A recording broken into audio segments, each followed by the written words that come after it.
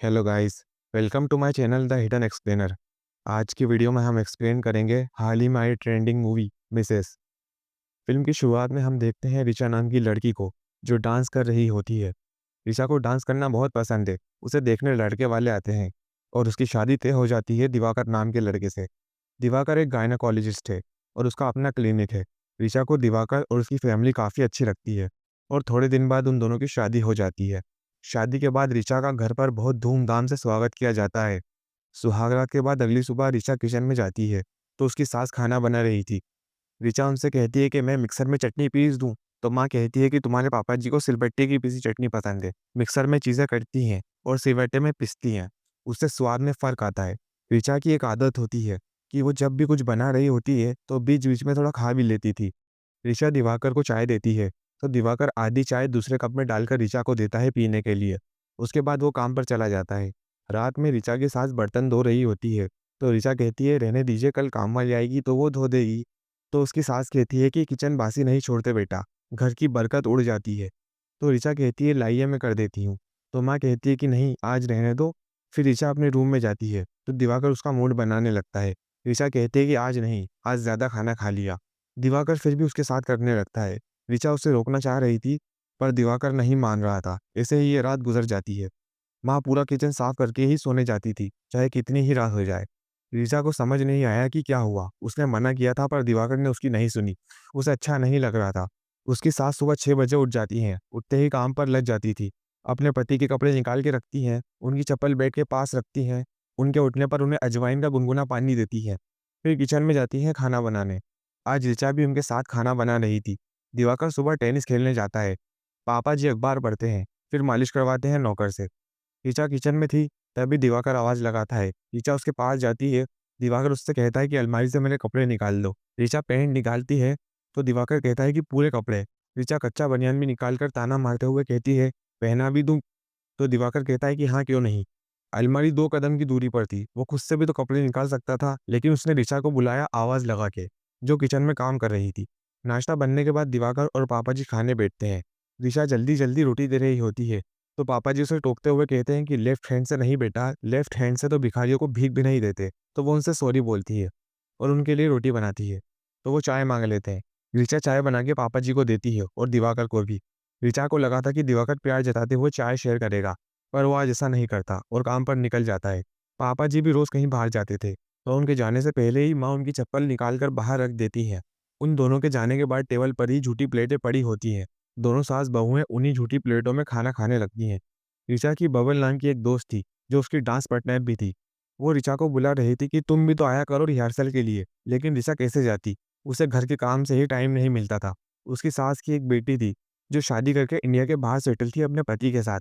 वो प्रेग्नेंट थी और अपनी माँ को बुला रही थी कि आप आ जाओ थोड़े दिन यहाँ मेरी मदद के लिए। ऋचा भी कहती है कि आप हो आइए, यहाँ मैं सँभाल लूँगी। अब वहाँ जाना था तो घर की बनी चीज़ें ले जाना तो था ही, तो माँ जी वहीं बनाने में लग जाती है। ऋचा भी उनकी मदद करती है। वो बीच-बीच में थोड़ा-थोड़ा खा भी रही थी। साथ ही सीख भी रही थी उनसे कि खाना कैसे बनाया जाता है। सब काम होने के बाद माँ जी निकल जाती हैं, घर सँभालने की ज़िम्मेदारी ऋचा को देकर।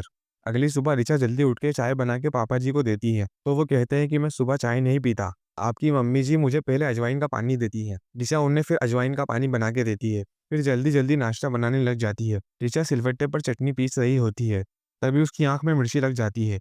जल्दी-जल्दी काम निपटाने के लिए वो चटनी मिक्सर में ही पीस देती है। मिक्सर की आवाज़ पापा जी को सुनाई दे रही थी, पर वो कुछ नहीं कहते। नाश्ता करते वक़्त दिवाकर कहता है कि सिर्फ़ रोटियाँ हैं, फुलके नहीं हैं क्या?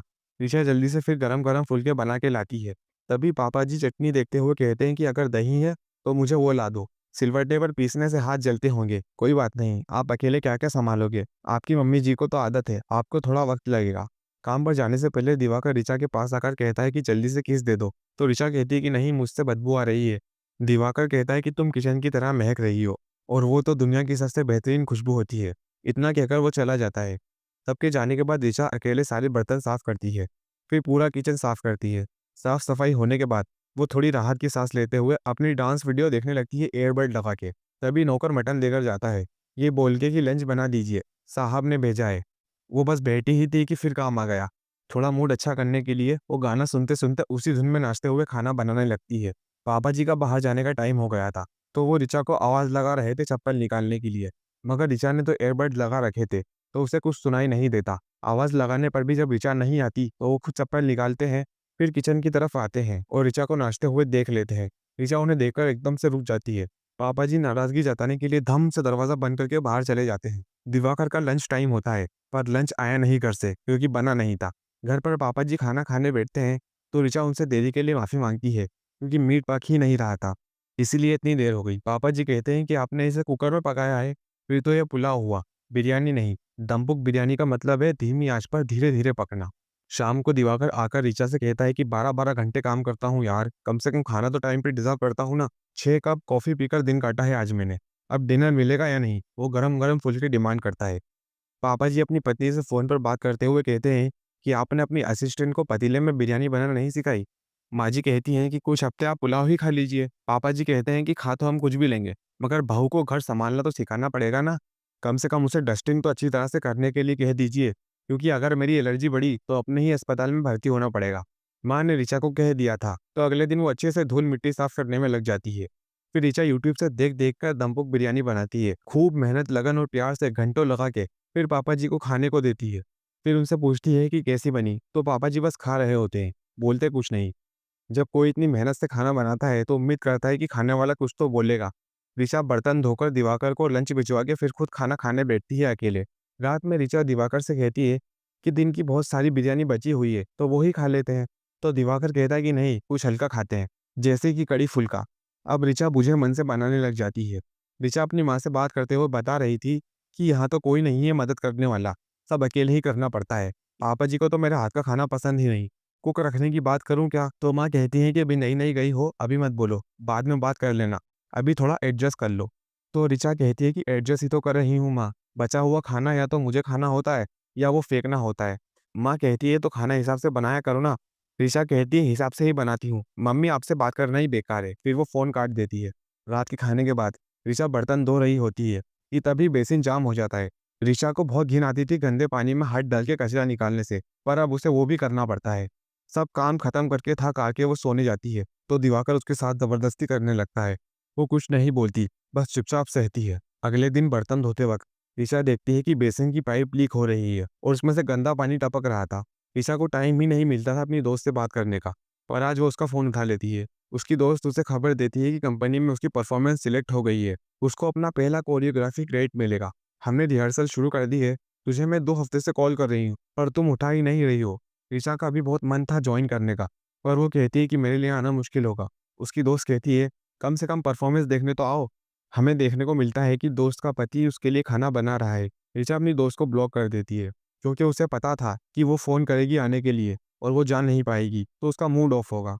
ऋचा वॉशिंग मशीन में कपड़े धोती थी, तो पापा जी को इसके लिए भी शिकायत थी कि मशीन में पसीने के दाग नहीं जाते। ऋचा को फिर अलग से उनके कपड़े धोने पड़ते हैं। ऋचा ने दिवाकर को मैसेज किया था कि प्लम्बर बुला दो, पर उसने मैसेज नहीं देखा। शाम को दिवाकर के आते ही ऋचा उससे कहती है कि क्या हम एक काम वाली रख सकते हैं? मुझे खुद का काम शुरू करना है।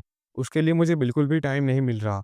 दिवाकर कहता है कि ये डांस-वांस करने से कुछ कमाई भी होती है या बस टाइम पास है? तो ऋचा कहती है कि काम करूँगी तभी तो धीरे-धीरे कमाई होगी। दिवाकर कहता है कि 50-60 मरीज़ देख के आया हूँ और तुम आते ही शुरू हो गई। थोड़ा तो साँस लेने दो यार। लीकेज धीरे-धीरे बढ़ता ही जा रहा था। दिवाकर रूम से ही ऋचा को कॉल करके पूछता है कि काम हो गया? तो ऋचा कहती है कि नहीं, अभी बर्तन बचे हैं। ऋचा का बिल्कुल भी मन नहीं था आज कुछ करने का, तो वो बाहर सोफ़े पे ही सो जाती है। अगले दिन ऋचा दिवाकर को बताती है कि मेरे पीरियड शुरू हो गए हैं। तो दिवाकर कहता है ठीक है, अब तुम किचन में मत जाना। तो ऋचा पूछती है क्यों? तो दिवाकर कहता है कि तुम्हें रेस्ट चाहिए ना, तुम रेस्ट करो, मैं चाय-नाश्ते का बंदोबस्त करता हूँ। दिवाकर बाहर से नाश्ता लाता है। अब क्लीनिक से दिवाकर एक मेड भेजता है घर की साफ-सफाई के लिए। ऋचा डस्टिंग करने लगती है, तो मेड कहती है कि आप आराम करो, वैसे भी इस घर की औरतों को कम ही आराम करने को मिलता है। ऋचा उससे पूछती है कि काम वाली मिल जाएगी क्या? तो मेड बोलती है कि कितनों को लेकर आई, पर एक भी नहीं टिकी। आपके घर में किच-किच बहुत करते हैं। अब जब तक ऋचा के पीरियड्स खत्म नहीं हो जाते, तब तक उसका अपने रूम में ही खाना-पीना था। अब घर के सारे काम मेड करने वाली थी। दिवाकर और पापा जी को नाश्ते में अच्छा खाना खाने की आदत थी, लेकिन मेड पोहे, ब्रेड जैसी चीज़ें ही नाश्ते में लाकर देती थी। अब दोनों इंतज़ार में थे कि कब ऋचा के पीरियड्स खत्म होंगे। ऋचा इस बीच अपने प्रीवियस डांस वीडियोज़ देखती रहती थी, तो उसका मन करने लगा कि कुछ तो करना चाहिए मुझे अपने पैशन के लिए। ऋचा एक डांस अकेडमी में डांस टीचर के लिए अप्लाई कर देती है। फिर ऋचा के पीरियड्स खत्म हो जाते हैं, तो खाना खिलाते वक़्त ऋचा पापा जी से कहती है कि मैं सोच रही हूँ कि जॉब कर लूँ, डांस टीचर की, बचपन से कर रही हूँ। 4 साल से सिखा भी रही हूँ, मेरा खुद का डांस ग्रुप भी है। तो दिवाकर कहता है कि ये तो तुम्हारी हॉबी है ना, हॉबी को जॉब कौन बनाता है। पापा जी भी दिवाकर की बात पर हामी भरते हुए कहते हैं कि हाँ, हमारी फैमिली में सूट भी नहीं करेगा। बाद में दिवाकर ऋचा से कहता है कि देखो अभी अप्लाई मत करो, बाद में मैं पापा से बात कर लूंगा, वैसे ही प्रेग्नेंट होने के बाद तो जॉब छोड़ना ही पड़ेगा, तो क्यों परेशान हो इतना। ऋचा का मुंह बन जाता है। एक दिन घर पर आते हैं दिन भर के लिए उनके रिश्तेदार टुन्नू भैया और बिन्नी भाभी। टुन्नू भैया शिकंजी बनाने को कहते हैं, दिवाकर हॉट कॉफी और पापा जी के लिए चाय। जब तक वो सब कुछ बना के लाती है तो ये लोग बोतल खोल लेते हैं। बिन्नी भाभी कहती हैं कि लाई है तो पी लो। टुन्नू भैया टेस्ट करते ही बोलते हैं कि शिकंजी बनाना भी एक कला है, शिकंजी नींबू पानी की तरह थोड़ी होती है। तो बिन्नी भाभी कहती हैं कि ये घर है, कोई ढाबा थोड़ी है जो सब कुछ अपनी मर्जी का मिलेगा। टुन्नू भैया हंसते हुए कहते हैं कि बीवी कमाऊ हो तो धौंस हमेशा जमाती है। अब बात आती है खाने में क्या खाना है। तो ऋचा कहती है कि खाना बन गया है, लेकिन इन लोगों का मन था मटन खाने का। टुन्नू भैया कहते हैं मटन तो मैं बनाऊंगा, तुम लोगों को आज अपने हाथ का मटन खिलाता हूँ। अब जो भी आप सोच रहे हो वही होता है। बनाया तो ठीक, लेकिन पूरा किचन तितर बितर कर दिया। ऋचा ने किचन का मुआयना किया ही था कि तभी फिर से फरमाइश आ जाती है थी शिकंजी की।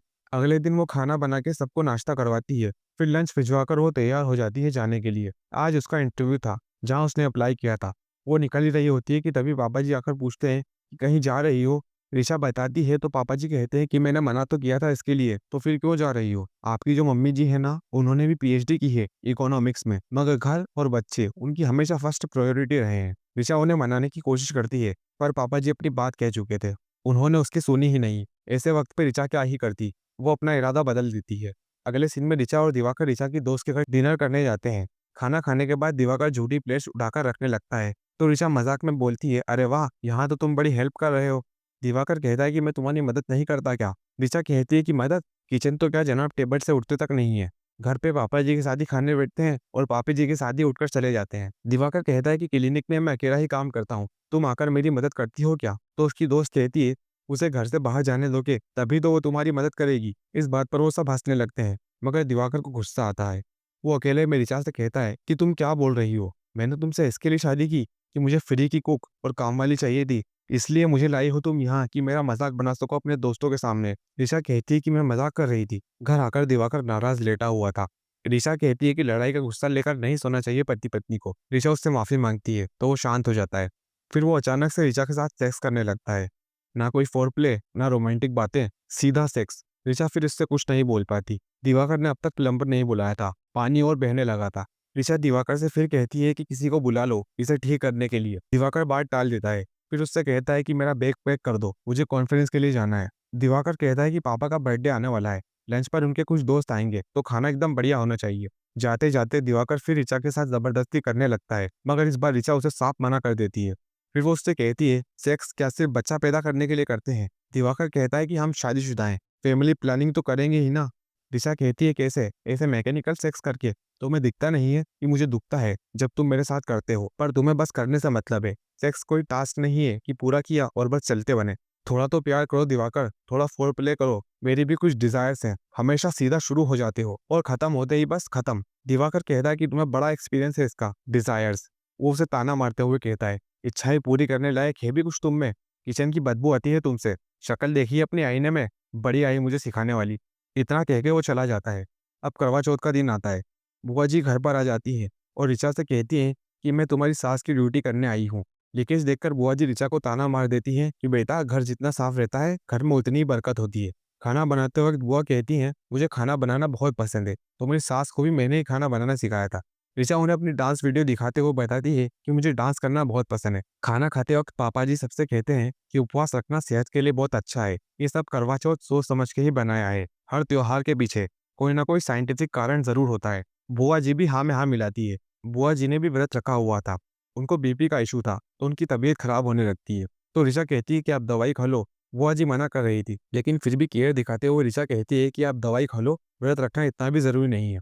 इस बात पर बुआ भड़क जाती है और उससे कहती है कि मुझे कोई दिक्कत नहीं है व्रत रखने में, इतनी उम्र होने को आई है और तुम्हारी जनरेशन को देखो अभी से दिक्कत होने लगी, अपने व्रत पे ध्यान दो तुम। तुम्हारी सास कह रही थी कि खाना बनाते वक्त तुम्हें चूरने की आदत है, ऐसा ना हो कि मटर पनीर बनाते बनाते पनीर पनीर खा लिया और मटर मटर रह गया। ऋचा देखती है कि बुआ जी पापा जी को उसकी डांस वीडियोस दिखा रही हैं। दिवाकर आकर कहता है कि तुम्हारा सोशल मीडिया प्राइवेट क्यों नहीं है और तुम्हारे डांस वीडियोस क्या कर रहे हैं वहाँ पे, डिलीट करो इन्हें, ये सब अच्छा नहीं लगता। ऋचा साफ मना कर देती है कि नहीं करूंगी, क्या कर लोगे। दिवाकर गुस्से में वहां से चला जाता है। व्रत तोड़ने का समय आता है तो सब लोग रस्म करवाते हैं। कोई इमोशन नहीं, कोई प्यार नहीं, बस फॉर्मेलिटी। अब पापा जी के जन्मदिन का दिन आता है तो सब लोग आए होते हैं, पार्टी चल रही होती है। ऋचा अकेले किचन में काम कर रही थी। हर फरमाइश जो बाहर से आती है, ऋचा वो बना रही थी। बाहर से ऑर्डर आता है 9 ग्लास शिकंजी बनाने का, वो भी अलग अलग स्वाद की। किसी को नींबू फ्लेवर चाहिए था तो किसी को मिर्ची फ्लेवर। पार्टी में टुन्नू भैया डांस कर रहे थे तो वो ऋचा का स्टेप दिखाते हुए दिवाकर से कहते हैं कि ये देखो तुम्हारी बीवी का डांस स्टेप। दिवाकर किचन में आकर ऋचा से कहता है, मैंने बोला था ना वीडियोस डिलीट करने को, अब सबके सामने मजाक बन गया मेरा। फिर वो चिल्लाकर बोलता है कि शिकंजी क्यों नहीं बनाई अब तक, जल्दी बनाकर बाहर भेजो। लीकेज इतना बढ़ गया था कि पूरी बाल्टी भर गई थी गंदे पानी से। ऋचा ने अब तक जो कंट्रोल कर रखा था खुद पर, अब उसका कंट्रोल का बटन खराब हो चुका था। वो गंदे पानी की बाल्टी उठाती है और उसी का पानी गिलास में भरकर बाहर दे आती है। थोड़ी देर बाद दिवाकर गुस्से में किचन में चिल्लाता हुआ आता है तो ऋचा बचा हुआ गंदा पानी उसके मुंह पर फेंक कर घर से निकल जाती है और गाड़ी में बैठकर अपने घर पहुंच जाती है। ऋचा के पेरेंट्स ऋचा की सिचुएशन समझने के बजाय उसे ही समझा रहे होते हैं कि इतनी सी बात के लिए घर छोड़ के कौन आता है, चलो मैं चलती हूँ तुम्हारे साथ, माफी मांग लेते हैं। तभी वहां पर उसका भाई आता है। ऋचा की माँ ऋचा से कहती है, जाओ ठंडा पानी पी लो, गुस्सा शांत हो जाएगा, और एक गिलास भाई को भी दे दो। यह सुनकर ऋचा गुस्से में कहती है, मैं क्यों दूं उसे पानी, वो खुद नहीं ले सकता क्या, हमने इन मर्दों का ठेका ले रखा है। इतना कहकर वो अपने कमरे में चली जाती है। थोड़े दिन बीतने के बाद हम देखते हैं कि दिवाकर ने अब दूसरी शादी कर ली है। उसकी बीवी उसके लिए फुलके लेकर आती है और उससे कहती है, पहला वाला फुलका थोड़ा जल गया है। तो दिवाकर कहता है, कोई बात नहीं, पहला वाला फुलका कभी कभी जल जाता है, दूसरा फुलका हमेशा अच्छा बनता है। ये बात फुल्की के बारे में नहीं थी। वहीं अगले सीन में हम ऋचा को देखते हैं जो अपनी डांस परफॉर्मेंस दे रही थी और लोग तालियां बजा रहे थे। ऋचा की दोस्त ऋचा से पूछती है कि ये गुलदस्ता तुम्हें किसने दिया। ऋचा जवाब देती है कि ये मैंने खुद को दिया है, और इसी के साथ ये मूवी एंड होती है। तो गाइस, ये थी कहानी मिसेस की। इस मूवी से आदमियों को भले ही ज़्यादा फर्क ना पड़े, लेकिन फीमेल्स के लिए ये मूवी किसी हॉरर फिल्म से कम नहीं है। ये मूवी समाज के उन दकियानुसी रीति रिवाजों को उजागर करती है जिन्हें सब लोग बहुत लाइटली लेते हैं। ज़रूरी नहीं कि हर बार जब भाई, बेटा या हस्बैंड घर आए तो उसकी बहन, माँ या बीवी उसे पानी दे, वो खुद भी ले सकता है। या हर बार जब वो नहाकर बाहर आए तो उसे उसके कपड़े अलमारी से निकले हुए मिले। लाइक सीरियसली, अलमारी उसी कमरे में है, वो खुद भी निकाल सकता है। लेकिन नहीं, वो अपनी बीवी को आवाज़ देगा, वो अपना काम छोड़ कर आएगी और कपड़े उसे निकाल कर देगी। क्या औरतों की कोई फीलिंग्स नहीं होती? हस्बैंड जब चाहे उन पर चढ़ जाता है बिना फोरप्ले के, बगैर प्यार के और बिना उसकी मर्जी के। और ये मेहमान जो जानबूझकर खाने में मिस्टेक निकालते हैं, अरे भाई, मेहमान बनकर आए हो तो मेहमान बनकर रहो। ये किसी का घर है, कोई होटल थोड़ी है जो हर चीज़ तुम्हें तुम्हारी मर्जी की मिलेगी। थोड़ा एडजस्ट करो। अगर खाना नहीं पसंद तो मत खाओ, लेकिन ऐसे किसी का दिल तो मत दुखाओ। उसने इतनी मेहनत से बनाया है, अगर तारीफ नहीं कर सकते तो बुराई मत करो। इस मामले की जितनी बुराई की जाए कम है। तो इसी के साथ हमारी आज की वीडियो का एंड होता है। अगर मेरी राय पसंद आई हो तो वीडियो को लाइक करें। मुझसे जुड़े रहना चाहते हैं तो चैनल को सब्सक्राइब करें। और अगर इस मामले में अपनी राय देना चाहते हैं तो कमेंट बॉक्स खुला है। तो मिलते हैं नेक्स्ट वीडियो में। तब तक के लिए good bye. Take care of your females.